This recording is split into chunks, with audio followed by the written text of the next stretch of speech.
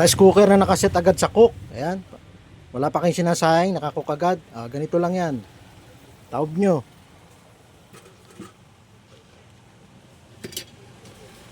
Kumuha kayo ng pinakamaliit na flat screw. At pihiting nyo yung thermostat. Ito, yung thermostat nya. Ito. Yan.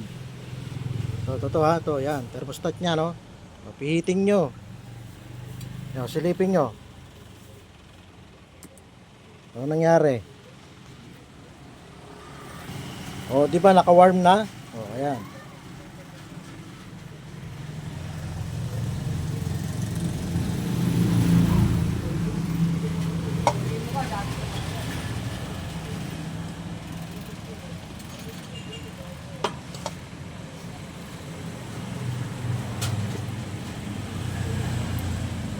O, kunwari magsasalang tayo ng sinaing. O, pipihitin natin tong ano niya.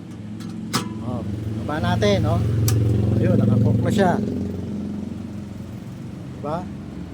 Tanggalin natin. Hop, yun, naka-warm na siya ulit. Diba? Ganun lang kasimple mga idol. O, ayos pa?